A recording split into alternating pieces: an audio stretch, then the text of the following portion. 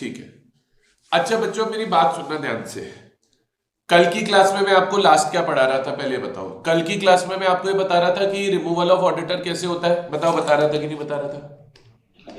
बोलो। कल की क्लास में मैं आपको यही बता रहा था रिमूवल ऑफ ऑडिटर कैसे होता है।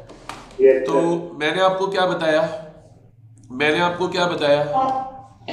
आपको बोला कि जो रिमूवल ऑफ ऑडिटर की अगर हम बात करें, मैंने आपको बोला कि अगर हम किसकी बात करें, रिमूवल ऑफ ऑडिटर की बात करें, तो रिमूवल ऑफ ऑडिटर के 3 केसेस है।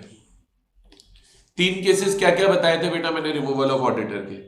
हमने पहला केस पढ़ा था removal of auditor, removal of auditor before expiry of tenure. पहले बताओ बेटा पहला केस यही पढ़ा था कि नहीं पढ़ा था, removal of auditor before expiry of tenure. इसके ऊपर बेटा हमने सेक्शन कौन सा लगाया, इसके ऊपर तो हमने सेक्शन लगाया था 140 का सबसेक्शन 1। उसके बाद बेटा हमने अगला टॉपिक क्या पढ़ा, अगला टॉपिक हमने पढ़ा रिमूवल ऑफ ऑडिटर, कौन सा ऑडिटर, रिटायरिंग ऑडिटर, याद आया?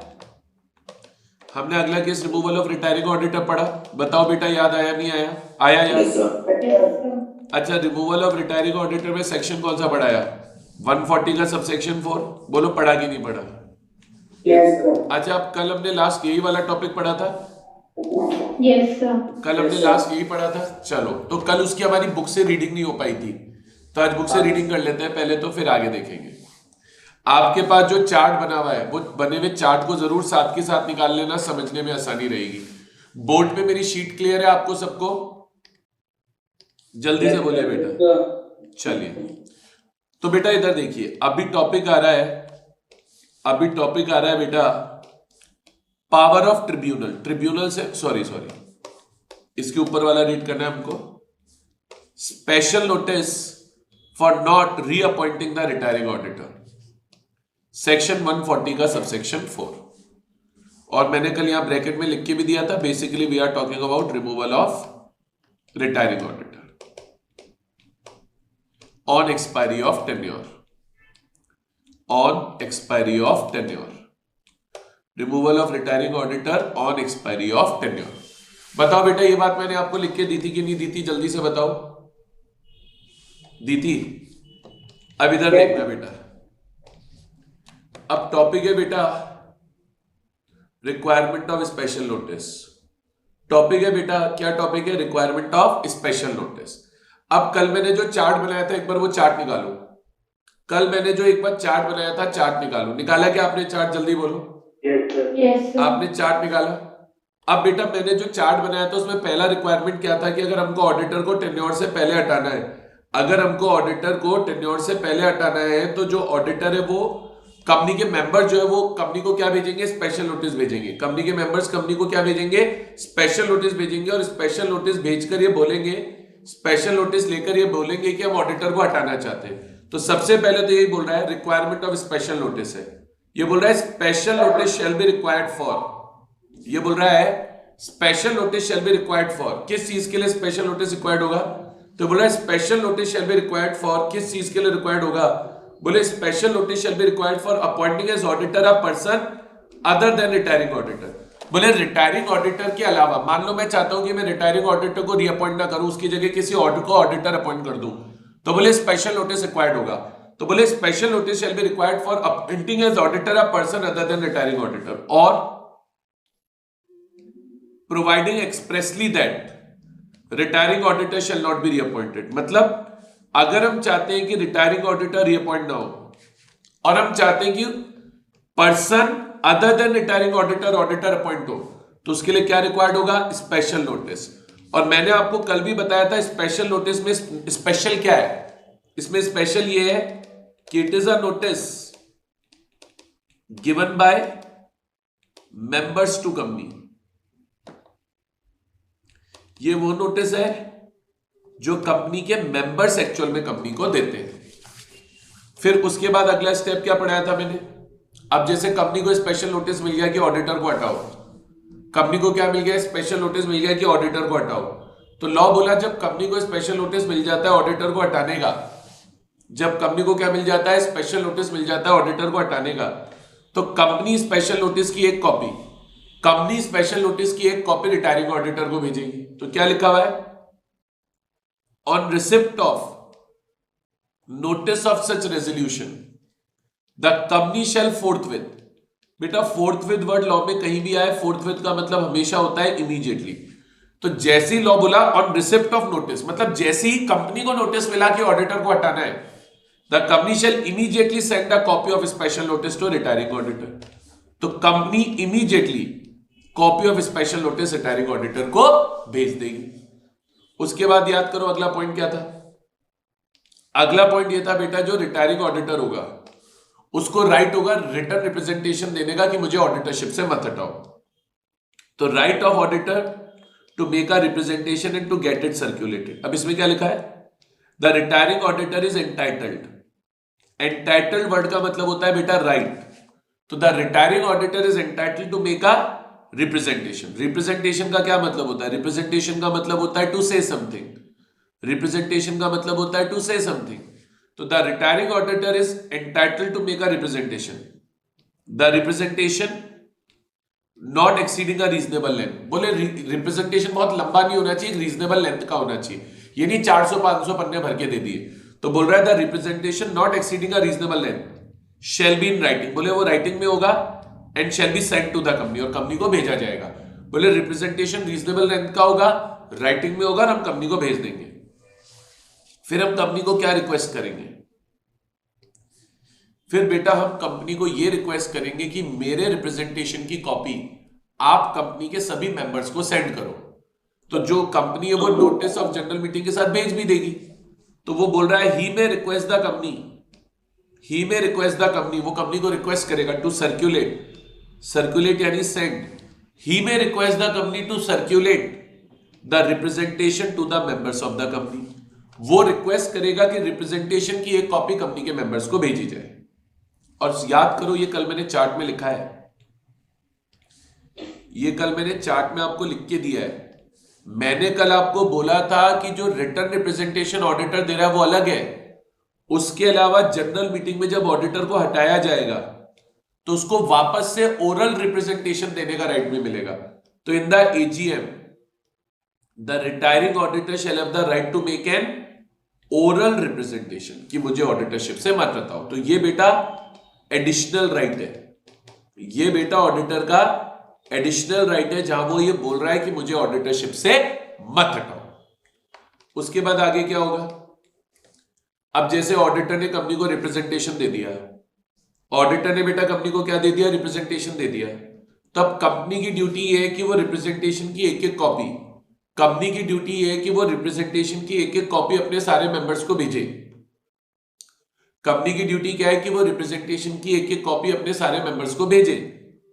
और अगर रिप्रेजेंटेशन कंपनी को बहुत लेट मिलता है या कंपनी की खुद की गलती की वजह से कंपनी रिप्रेजेंटेशन नहीं भेज पाती है, तो फिर कंपनी को रिटर्न रिप्रेजेंटेशन जनरल मीटिंग में रीड आउट कराना है या आरओसी को फाइल करना है।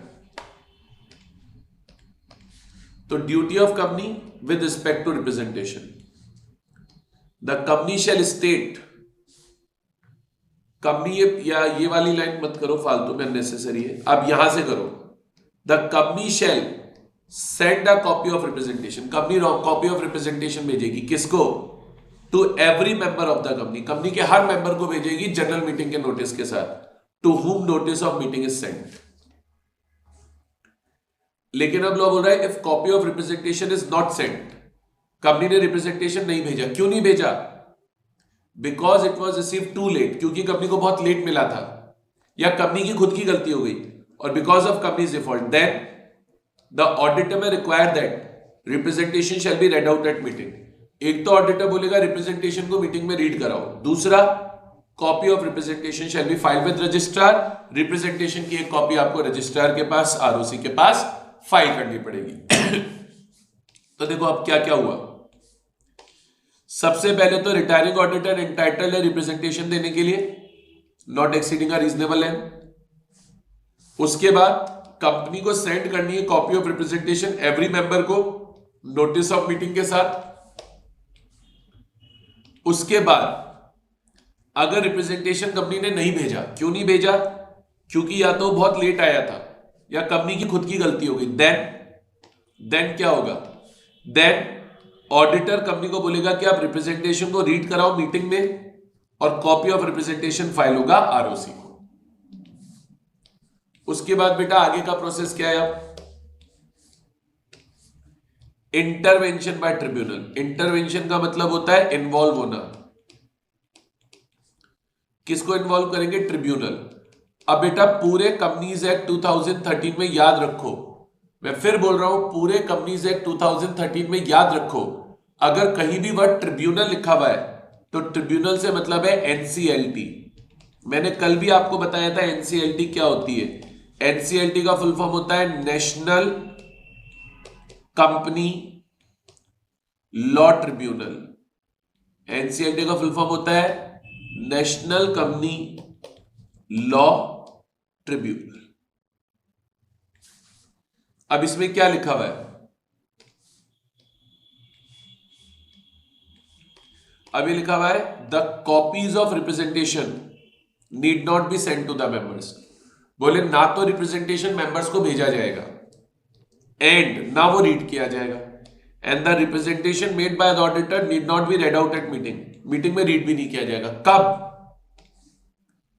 अगर आपने ट्रिब्यूनल को सेटिस्फाई करा दिया है, if tribunal is satisfied that right of making representation is being abused by the auditor.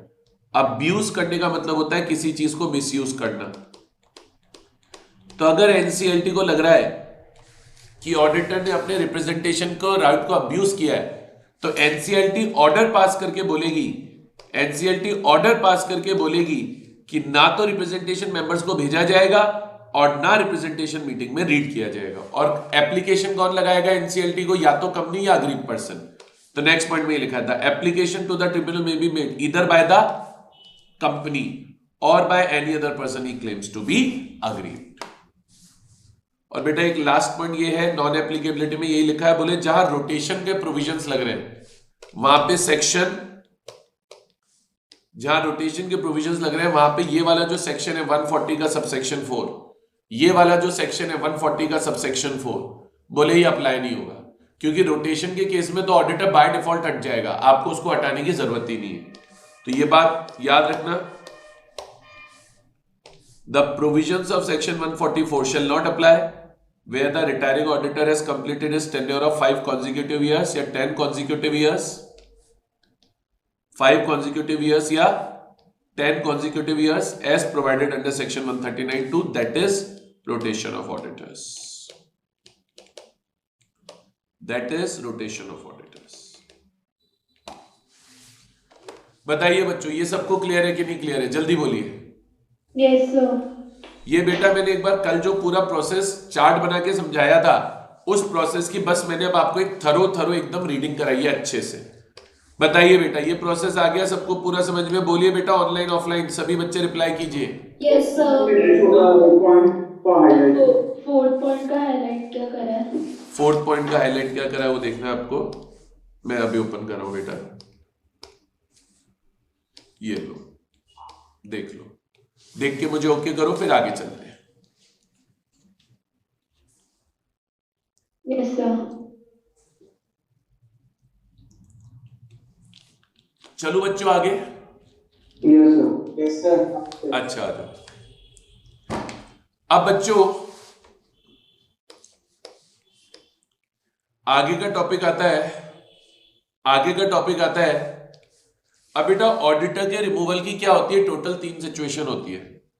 उसमें एक तो हो गया removal of auditor before expiry of tenure, एक हो गया रिमूवल ऑफ ऑडिटर रिटायर होने पे, और अब एक तीसरा केस आता है, ये वाला चार्ट आपने ऑलरेडी बनाया हुआ है, ध्यान रखना, removal of auditor by order of NCLT.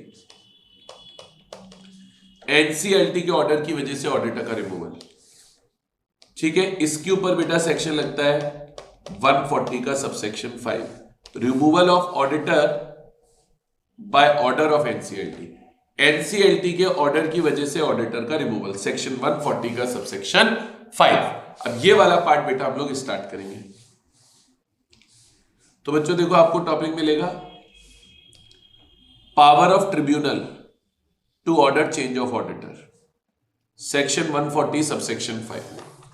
Tribunal से मतलब वही एनसीएलटी, कहीं पे भी वर्ड ट्रिब्यूनल आए इसका मतलब एनसीएलटी है। आप पेपर में चाहो ट्रिब्यूनल लिख देना चाहो एनसीएलटी लिख देना, वो आपकी मर्जी है।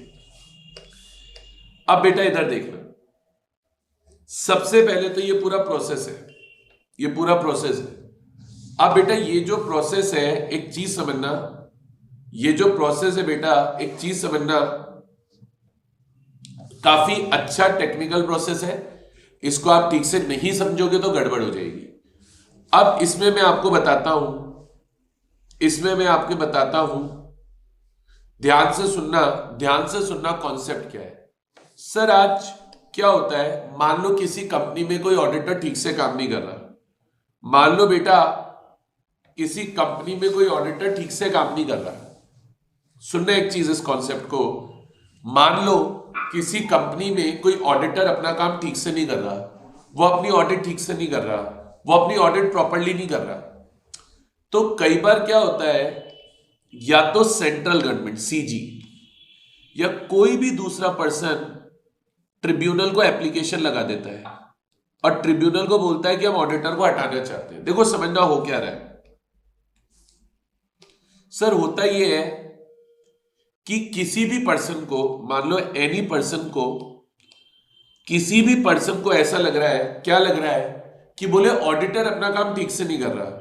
उनको लग रहा है कि ऑडिटर कहीं ना कहीं फ्रॉड में इन्वॉल्व है, ऑडिटर कहीं ना कहीं गड़बड़ कर रहा है, ऑडिटर कहीं ना कहीं रॉन्ग एक्टिविटीज में इन्वॉल्व है, गलत एक्टिविटीज में इन्वॉल्व है।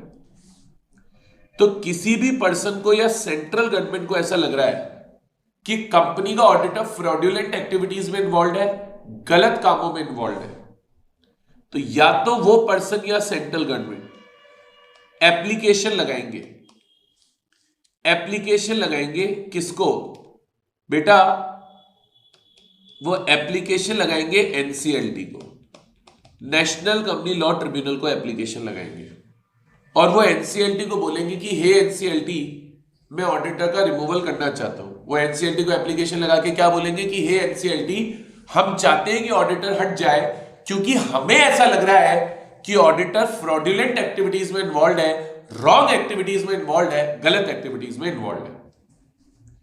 और सर अब लॉ बोला जरूरी नहीं है एनसीएलटी को कोई एप्लीकेशन ही लगाए।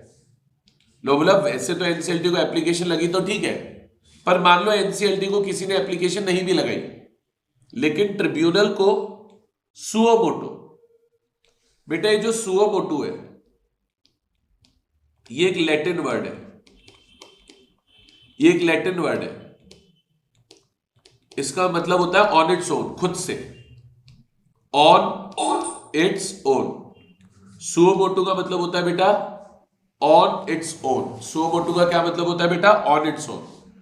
अब बेटा लॉ बोला कि अगर एनसीएलटी को खुद से भी ऐसा लग रहा है, लॉ बोला बेटा कि अगर एनसीएलटी को सुओ मोटो भी ऐसा लग रहा है कि ऑडिटर को हटाना चाहिए तो वो सुओ मोटो भी हटा सकते हैं। मतलब ऐसा कोई जरूरी नहीं है कि एनसीएलटी को कोई पर्सन एप्लीकेशन लगाए या सेंट्रल गवर्नमेंट एप्लीकेशन लगाए तो ही एनसीएलटी ऑडिटर को हटाएगी। अगर एनसीएलटी को सुओ मोटो भी लगता है कि ऑडिटर को हटानी चाहिए तो वो हटा सकती है। अब लॉ क्या बोल रहा है देखो समझना, ओवरऑल लाइन क्या है, ओवरऑल लाइन है the application to the tribunal. बोले ट्रिब्यूनल को एप्लीकेशन लगाई जाएगी, मे बी मेड बाय, कौन लगाएगा ट्रिब्यूनल को एप्लीकेशन, बोले सीजी और बाय एनी अदर पर्सन। बोले या तो एप्लीकेशन सीजी लगाएगी या एनी अदर पर्सन लगाएगा, लेकिन अब वो आगे बोल रहा है द ट्रिब्यूनल में ऑल्सो एक्ट सुओ मोटो। बोले ट्रिब्यूनल सुओ मोटो भी काम कर सकती है, ऑन इट्स ओन भी काम कर सकती है।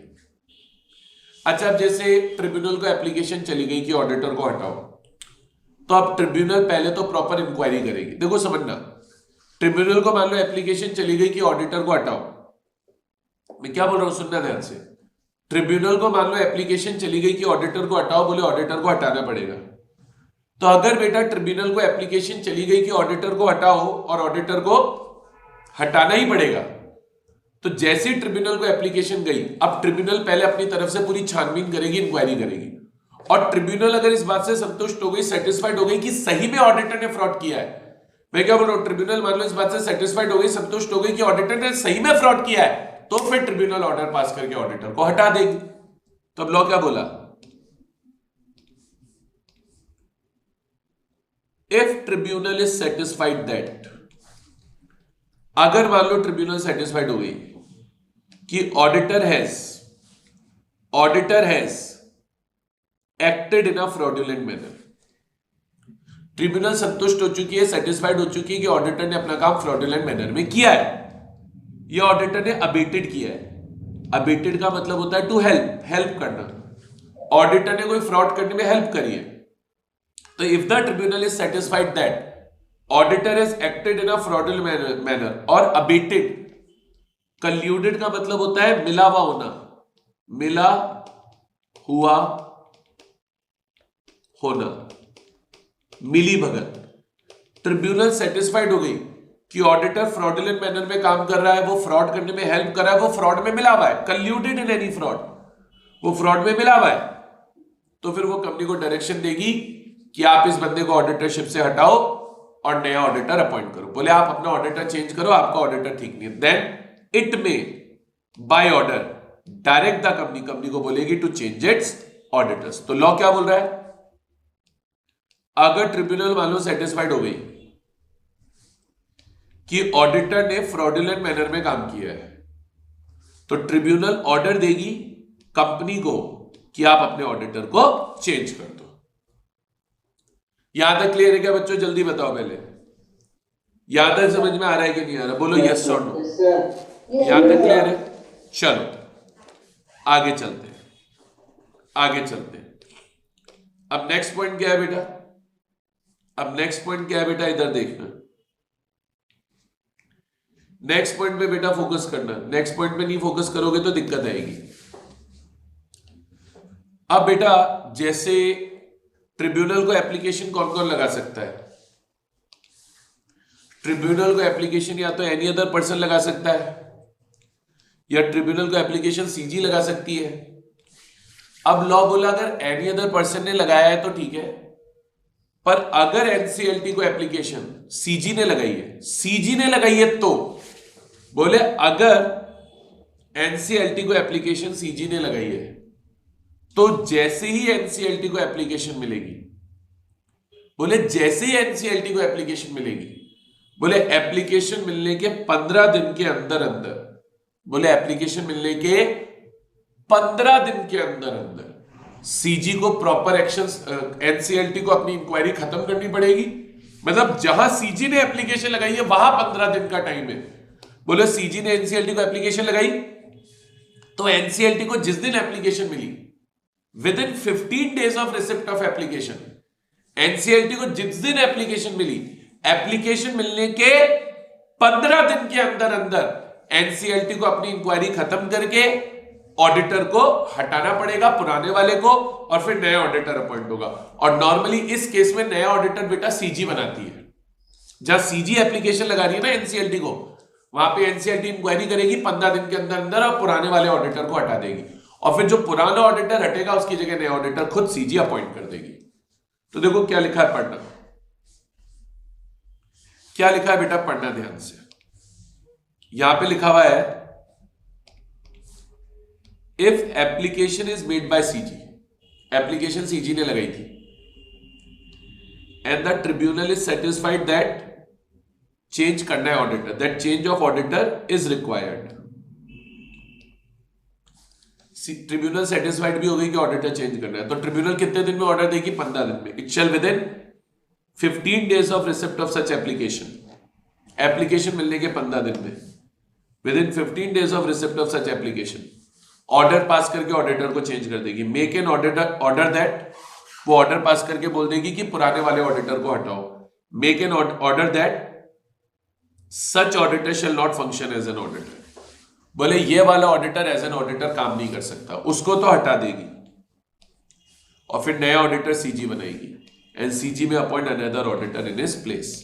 मतलब हो क्या रहा है समझो, हो क्या रहा है समझो, इस वाले पॉइंट में पुराना वाला ऑडिटर हटा दिया, पुराना वाला ऑडिटर तो आपने हटा दिया और इस वाले पॉइंट में आपने नया ऑडिटर अपॉइंट कर दिया। अब हटाया तो है पुराने ऑडिटर को एनसीएलटी ने, लेकिन नए ऑडिटर का अपॉइंटमेंट किया है सेंट्रल गवर्नमेंट ने। ये कॉन्सेप्ट है। बताओ बेटा समझ में आया नहीं आया? जल्दी बोलो भाई। Yes sir. सबको क्लियर है? कोई डाउट, कोई क्वेरी किसी बच्चे की? No sir. चलो नो सर। अब सर एक फंडा बहुत अच्छा है। एक सेकंड बेटा, एक मैं छोटा सा पॉइंट और बता दूं फिर पूछना बात। इधर देखो एक बार,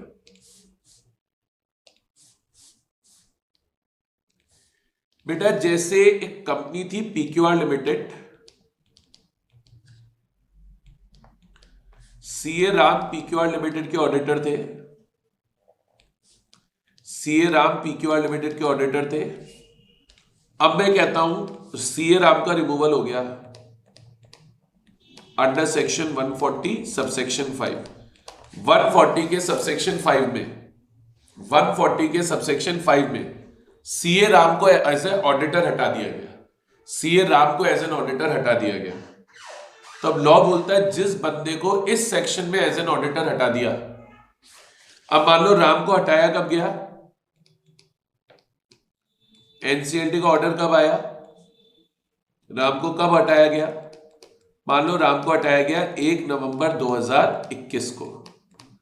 तो लॉ बोला इस सेक्शन में जिस पर्सन का रिमूवल एज एन ऑडिटर कर दिया गया है, लॉ बोला इस सेक्शन में जिस पर्सन का रिमूवल एज एन ऑडिटर कर दिया गया है, वो पर्सन डिस्क्वालीफाई हो जाएगा, इनएलिजिबल हो जाएगा और वो अगले 5 सालों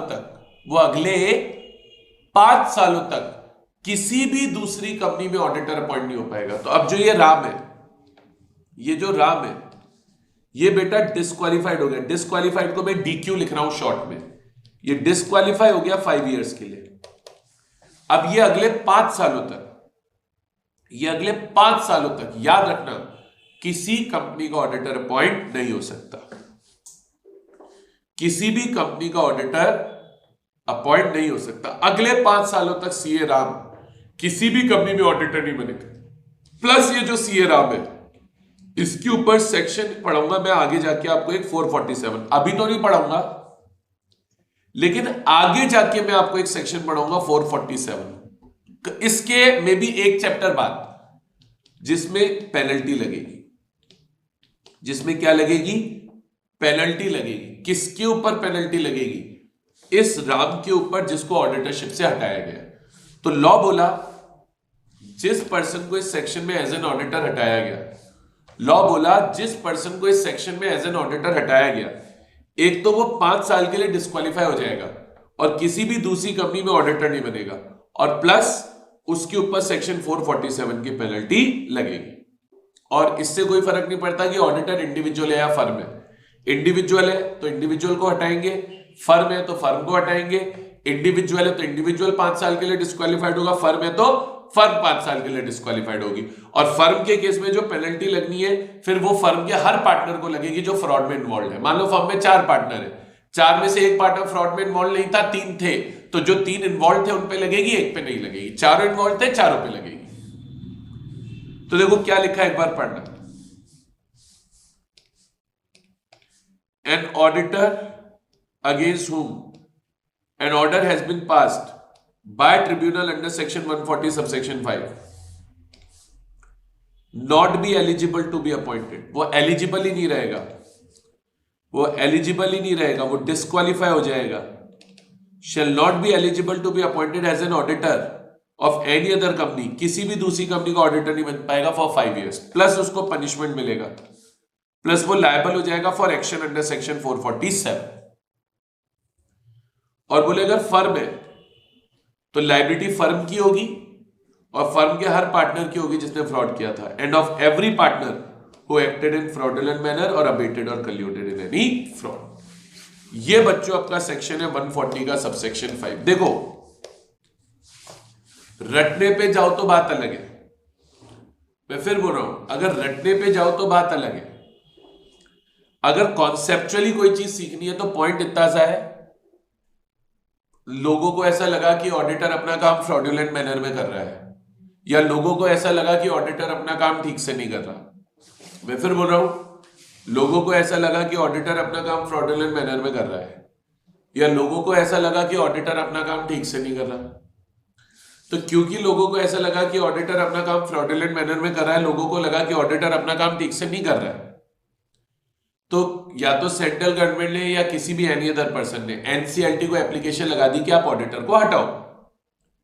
अब एनसीएलटी को जब बेटा एप्लीकेशन चली गई, तो एनसीएलटी अपने लेवल पे प्रॉपर इंक्वायरी करेगी, एनसीएलटी अपने लेवल पे प्रॉपर छानबीन करेगी। प्रॉपर इंक्वायरी कर ली, छानबीन कर ली, और एनसीएलटी भी मान लो अब सेटिस्फाइड हो गई कि हाँ भाई सही में ऐसा है, सही में ऐसा हुआ था, ऑडिटर ने तो अपना काम फ्रॉडुलेंट मैनर में किया था, बोले ऑडिटर ने तो अपना काम गड़बड़ करके किया था, बोले ऑडिटर ने तो कहीं ना कहीं बदमाशी की थी। अगर एनसीएलटी सेटिस्फाइड हो गई कि सही में ऐसा है कि ऑडिटर ने अपना काम फ्रॉडुलेंट मैनर में किया है, तो फिर एनसीएलटी ऑर्डर पास करके ऑडिटर को चेंज करवा देगी। फिर इसमें भी एक पॉइंट आया कि अगर हमें ऐसा लग रहा है कि जो ऑडिटर के रिमूवल के लिए एप्लीकेशन है वो सीजी ने लगाई है, तो एनसीएलटी 15 दिन के अंदर अंदर ऑडिटर को हटा देगी, और जो नया ऑडिटर अपॉइंट हुआ है वो सीजी अपॉइंट करेगी। और फिर लास्ट पॉइंट ये आया कि सेक्शन में जिस पर्सन को एज एन ऑडिटर के से हटा दिया गया है, वो अगले 5 सालों तक किसी भी दूसरी कंपनी में ऑडिटर बनने के लिए डिस्क्वालीफाई हो जाएगा। ये सेक्शन है। अब बताओ बच्चों, कोई क्वेरी है क्या? बोलो फटाफट। No sir. किसी भी बच्चे की कोई भी क्वेरी, जल्दी बोलो। सर ट्रिब्यूनल में एप्लीकेशन लगाई थी और ट्रिब्यूनल अगर सैटिस्फाइड नहीं है, वो ये बोल रही है कि जो आप लोगों ने एप्लीकेशन लगाई ऑडिटर के खिलाफ वो गलत है, तो बात खत्म, केस खत्म हो जाएगा। सर तो ट्रिब्यूनल क्या मतलब करेगी? कुछ भी नहीं करेगी, बस केस रिजेक्ट कर देगी। मान लो आप ही ने केस करी, अच्छा, मान लो आप ही ने केस करा, और आपके केस करने पे ट्रिब्यूनल को लगा कि भाई नहीं, ऑडिटर ने तो फ्रॉड नहीं किया, यश तो झूठ बोल रहा है, तो अगर ट्रिब्यूनल को ऐसा लगा कि यश कुटेटा झूठ बोल रहा है, तो बस आपने जो केस किया वो रिजेक्ट कर देगी, खत्म। उससे ज्यादा कुछ भी नहीं होगा। और कोई डाउट? स्पर्श बेटा आपने भी हैंड रेज किया हुआ है, बताओ क्या पूछ रहे हो?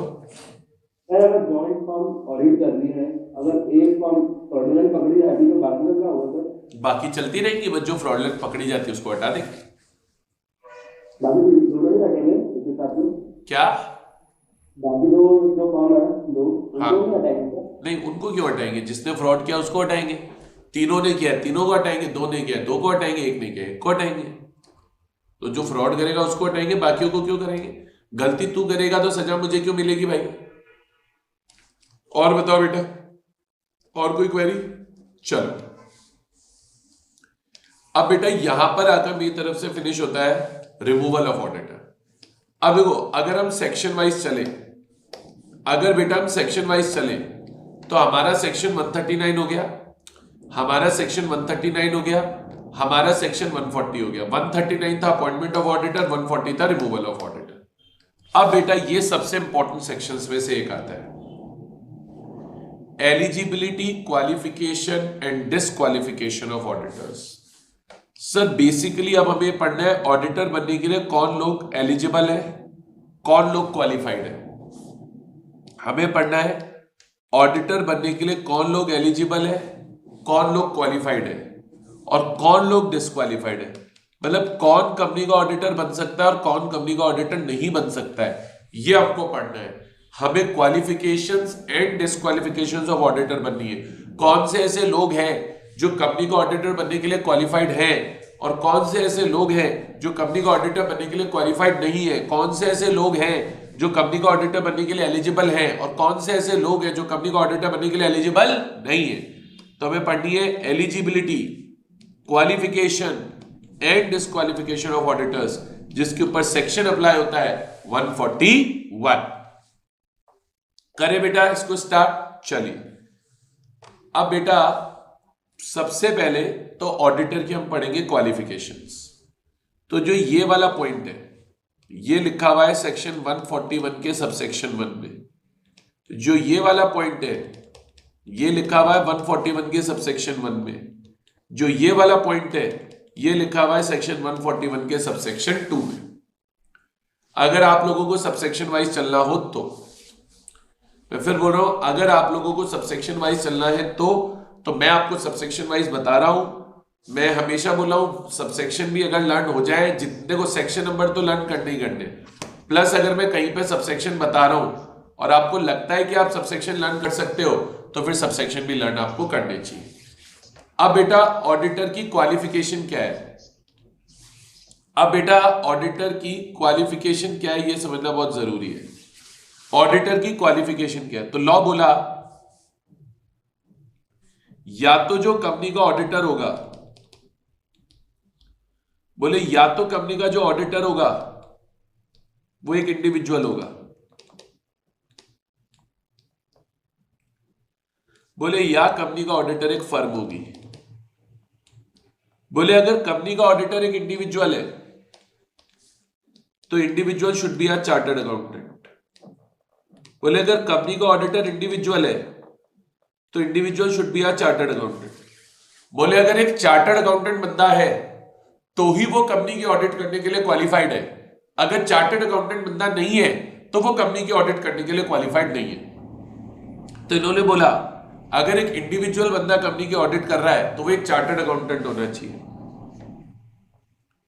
और बोले अगर एक फर्म कंपनी की ऑडिट कर रही है तो majority partner should be CA. सारे पार्टनर सीए होना जरूरी नहीं होते, majority partner should be CA. क्या मतलब है majority partner should be CA? Sir majority partner should be CA का मतलब ये कि अगर एक फर्म में 10 पार्टनर है तो 10 में से कम 6 पार्टनर सीए होने चाहिए। अगर एक फर्म में 5 पार्टनर है तो 5 में से कम 3 पार्टनर सीए होने चाहिए। 6 पार्टनर है तो 6 का मेजॉरिटी हुआ 4, कम से कम 4 पार्टनर सीए होने चाहिए। तो बोले मेजॉरिटी पार्टनर सीए होने चाहिए, ठीक है।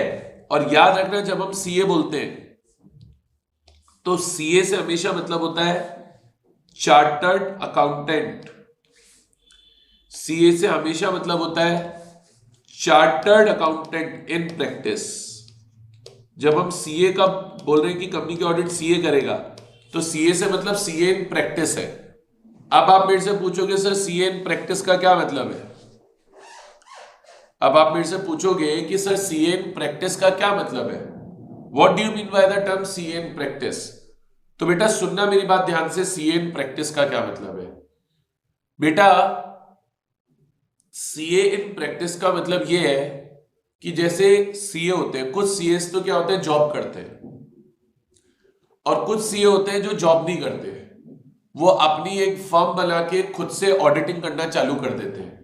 तो जो सीए फर्म जो चार्टर्ड अकाउंटेंट जॉब नहीं कर रहे बल्कि उन्होंने खुद की एक फर्म बनाई हुई है और फर्म बना के फर्म के थ्रू ऑडिटिंग का काम कर रहे हैं, उन लोगों को सीए इन प्रैक्टिस बोला जाता है। तो बोले कंपनी की ऑडिट सीए करेगा, इंडिविजुअल है तो इंडिविजुअल सीए हो, फर्म है तो फर्म के मेजॉरिटी पार्टनर सीए हो।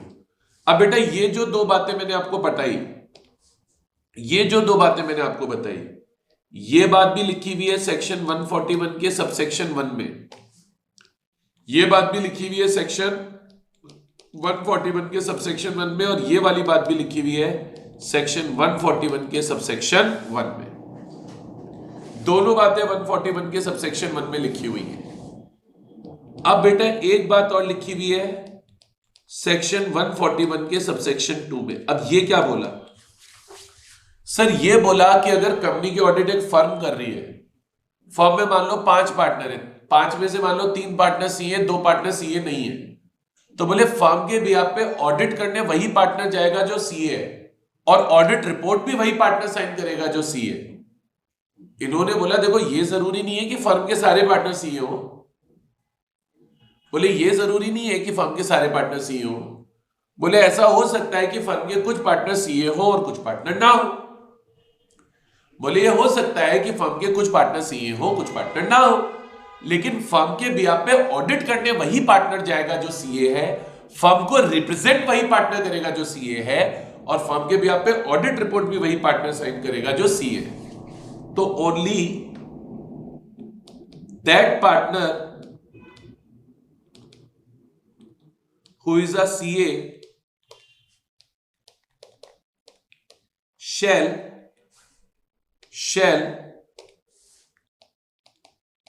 act on behalf of firm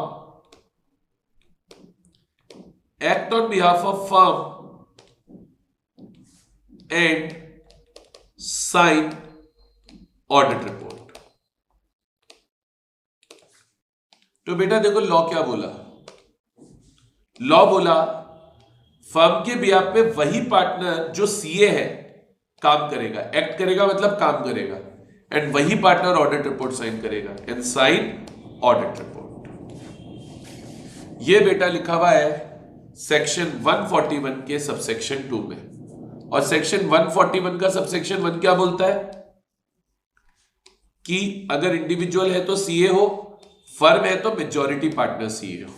ये बेटा क्वालिफिकेशन है ऑडिटर की। मैंने छोटा सा चार्ट बना दिया और पूरा कॉन्सेप्ट आपको सिखा दिया। अब थ्योरी रीड कराऊंगा। पहले बच्चों बताइए समझ में आया कि नहीं आया, जल्दी बोलिए। Yes, sir. किसी स्टूडेंट का कोई डाउट, कोई क्वेरी? पक्का? तो पढ़िए।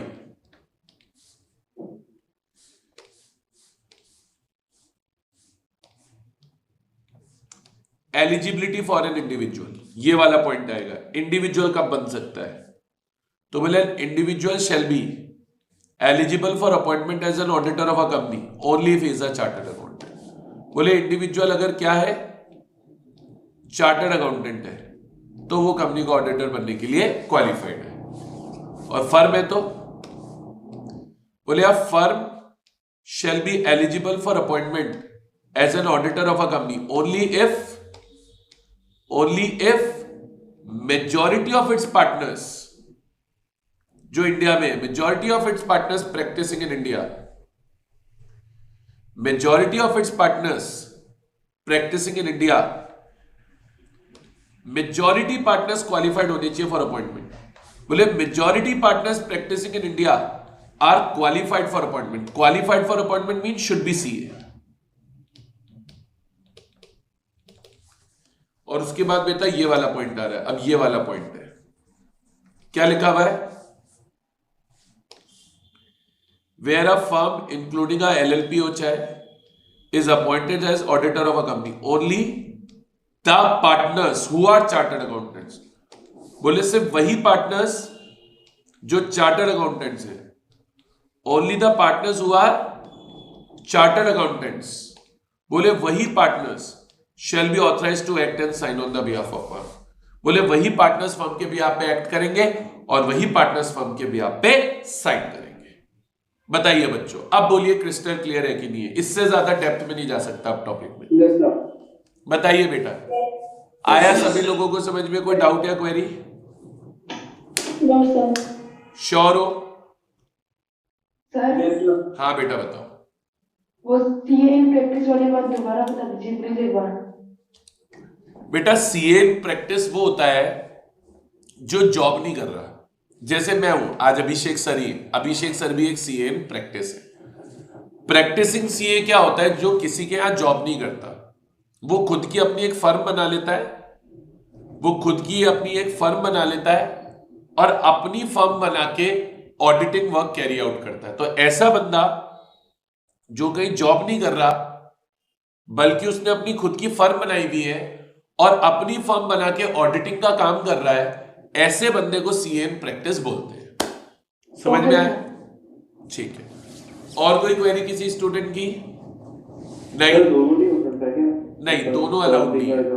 आपको जॉब करना और प्रैक्टिस करना दोनों नहीं अलाउड। या तो आप जॉब ही कर सकते हो या आप प्रैक्टिस ही कर सकते हो। Both are not permitted. ठीक है, चलिए। अच्छा, अब बेटा ये तो हमने ऑडिटर की पढ़ी थी क्वालिफिकेशंस। बेटा ये तो हमने ऑडिटर की पढ़ी थी क्वालिफिकेशंस। अब आती है बेटा डिसक्वालिफिकेशंस ऑफ ऑडिटर, सेक्शन 141 का सबसेक्शन 3। ये टॉपिक बताएगा कौन लोग कंपनी में ऑडिटर नहीं बन सकते।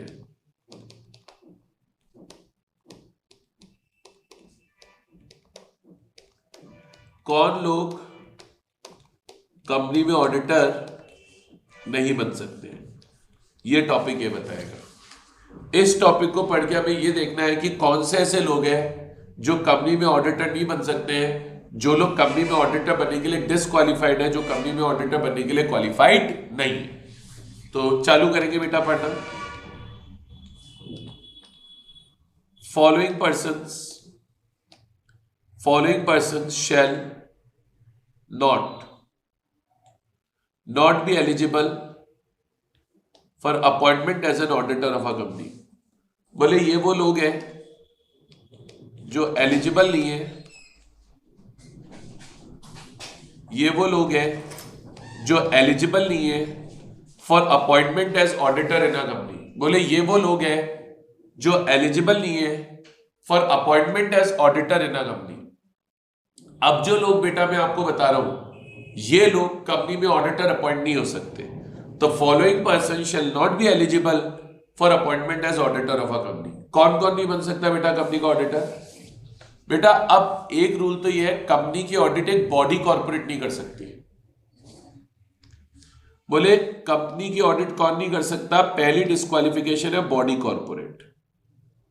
बॉडी कॉर्पोरेट क्या होती है बेटा? बॉडी कॉर्पोरेट का मतलब होता है, सिंपल टर्म्स में बोलूं तो, any entity with separate legal status. कोई भी ऐसी एंटिटी जिसका सेपरेट लीगल स्टेटस है वो बेटा बॉडी कॉर्पोरेट होती है। जैसे कंपनी भी एक बॉडी कॉर्पोरेट है। तो इस पॉइंट का मतलब ये हो गया कि एक कंपनी की ऑडिट दूसरी कंपनी नहीं कर सकती। कंपनी ऑडिट करने के लिए डिस्क्वालिफाइड है। बोले एक कंपनी की ऑडिट दूसरी कंपनी नहीं कर सकती। कंपनी की ऑडिट करने के लिए, कंपनी की ऑडिट करने के लिए बॉडी कॉर्पोरेट डिस्क्वालिफाइड है। लेकिन इसमें इन्होंने बोला other than LLP. Other than LLP क्यों बोला? सर देखो, कंपनी की ऑडिट या तो इंडिविजुअल करेगा या फर्म करेगा। अब बेटा जब भी हम फर्म बोलते हैं तो फर्म से मतलब होता है पार्टनरशिप फर्म। पार्टनरशिप फर्म में बेटा हमेशा एलएलपी इंक्लूडेड होती है। पार्टनरशिप फर्म में बेटा हमेशा एलएलपी इंक्लूडिंग होती है। अब बेटा होता क्या है, जो एलएलपी है उसका भी सेपरेट लीगल स्टेटस होता है। तो होने को तो एलएलपी भी बॉडी कॉर्पोरेट है। तो अगर हम ऐसे लिख देते हैं आप बॉडी कॉर्पोरेट और अदर देन एलएलपी नहीं लिखते, तो उसका मतलब तो ये होता है कि एलएलपी भी ऑडिट नहीं कर पाएगी। तो गवर्नमेंट ने क्लैरिफाई किया कंपनी की ऑडिट एक बॉडी कॉर्पोरेट कर सकती है अदर देन एलएलपी। बोले एलएलपी को छोड़ के कोई भी बॉडी कॉर्पोरेट हो वो कंपनी की ऑडिट नहीं कर सकती। बोले एलएलपी छोड़ दो, एलएलपी तो कर लेगी। बोले एलएलपी को छोड़ के कोई भी बॉडी कॉर्पोरेट, बोले एलएलपी को छोड़ के कोई भी बॉडी कॉर्पोरेट कंपनी की ऑडिट नहीं कर सकती है। बताओ बेटा ये चीज समझ में आई कि नहीं आई? बोलो यस और नो। Yes sir. आगे अच्छा, और कौन नहीं कर सकता कंपनी की ऑडिट? एक तो बॉडी कॉर्पोरेट नहीं कर सकती। ये बात समझ में आ गई क्या बच्चों? बोलो जल्दी से। Yes sir. अच्छा, अब बेटा लॉ बोला जो कंपनी है उस कंपनी के ऑफिसर्स। ऑफिसर कौन होते हैं बेटा? कंपनी के डायरेक्टर्स हो गए, कंपनी का सीईओ हो गया, कोई सीएफओ हो गया, ठीक है, कंपनी का कोई मैनेजिंग डायरेक्टर एमडी हो गया। ये लोग बेटा ऑफिसर्स होते हैं। तो बोले कंपनी का ऑफिसर या कंपनी का एम्प्लॉय भी कंपनी की ऑडिट नहीं कर सकता। तो बोले ऑफिसर और एम्प्लॉय ऑफ द कंपनी। और कंपनी की ऑडिट कौन नहीं कर सकता बेटा? इन्होंने बोला कि कंपनी का अगर कोई ऑफिसर है, कंपनी का अगर कोई ऑफिसर है या कंपनी का अगर कोई एम्प्लॉय है, तो बोले जो ये कंपनी का ऑफिसर है, ये जो कंपनी का ऑफिसर है या जो कंपनी का एम्प्लॉय है वो कंपनी की ऑडिट नहीं कर सकता। समझ में आया कि नहीं आया बेटा? समझ में। अब ऑफिसर एम्प्लॉय क्यों नहीं ऑडिट कर सकते? देखो लॉजिकली सोचने वाली बात है। आज अगर कंपनी का ऑफिसर ही ऑडिट करेगा या कंपनी का एम्प्लॉय ही ऑडिट करेगा,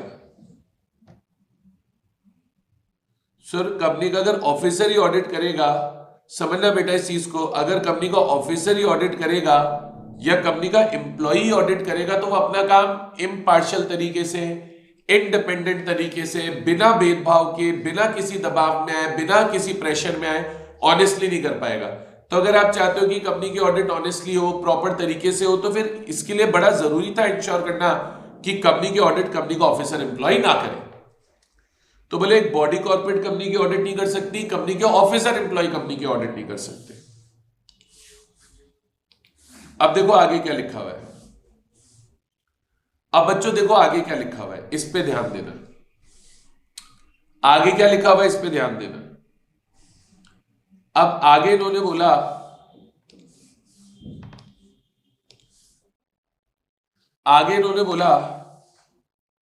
अब देखना, इसको समझना, मुझे बताना ये लोग कंपनी की ऑडिट कर पाएंगे क्या। मान लो एक कंपनी है राम लिमिटेड,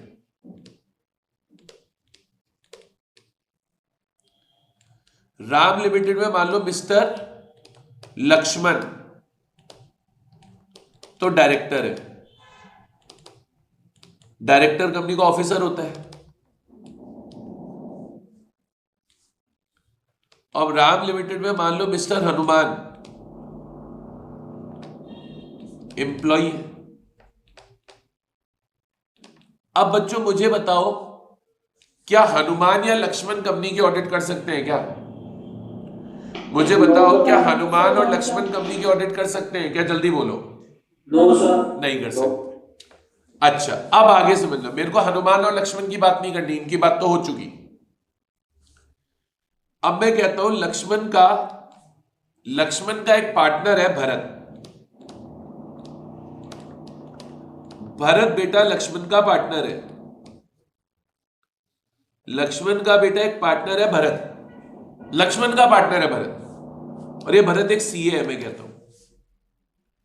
और लक्ष्मण अपना कोई अलग बिजनेस भी चला रहा है। लेटर से लक्ष्मण अपना कोई अलग बिजनेस भी चला रहा है। अब लक्ष्मण का एक एम्प्लॉय है बाली। बाली लक्ष्मण का एम्प्लॉय है। ये एम्प्लॉय ऑफ लक्ष्मण है। ये लक्ष्मण का एम्प्लॉय है। ये एम्प्लॉय ऑफ लक्ष्मण है। ये लक्ष्मण का एम्प्लॉय है। ये जो बाली है लक्ष्मण का एम्प्लॉय है। उसी तरह मैं आपको कहता हूं ये जो हनुमान है, हनुमान कंपनी का एम्प्लॉय है। अब हनुमान का एक पार्टनर है, लेटर से सुग्रीव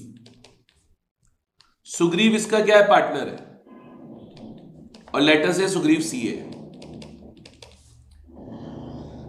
या मान लो हनुमान जो कंपनी में एम्प्लॉय है, ये जो हनुमान जो कंपनी में एम्प्लॉय है, ये हनुमान खुद का कोई अलग बिजनेस भी चलाता है। इस हनुमान का भी कोई अलग बिजनेस है। मैं कहता हूं ये हनुमान खुद का कोई अलग बिजनेस भी चलाता है। ये हनुमान का भी कोई अलग बिजनेस है। उस बिजनेस में लेटर से हनुमान का एम्प्लॉय है। उस बिजनेस में इसका मान लो एम्प्लॉय है अंगद इसका एम्प्लॉय है। अब मान लो ये अंगद भी सीए है, या फिर मान लो यहां ये बाली भी सीए था। तब लॉ बोला, अब सुनना, अब मैं ये वाला पॉइंट पढ़ा रहा हूं आपको, तीसरा वाला। अब मैं आपको ये पूरी तीसरी वाली डिस्क्वालिफिकेशन पढ़ा रहा हूं।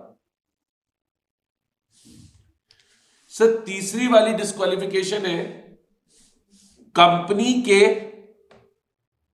ऑफिसर का, बोले कंपनी के ऑफिसर का अगर कोई पार्टनर या एम्प्लॉय है, या कंपनी के एम्प्लॉय का कोई पार्टनर है, या कंपनी के एम्प्लॉय का कोई एम्प्लॉय है, तो बोले ये वाले सारे लोग भी डिस्क्वालिफाइड है कंपनी का ऑडिटर बनने के लिए। अब देखो फर्क समझो, ये चार लोग तो जो डिस्क्वालिफाई हो रहे हैं वो सेक्शन 143 के सबसेक्शन 3 के क्लॉज सी में हो रहे हैं, इस वाले पॉइंट में।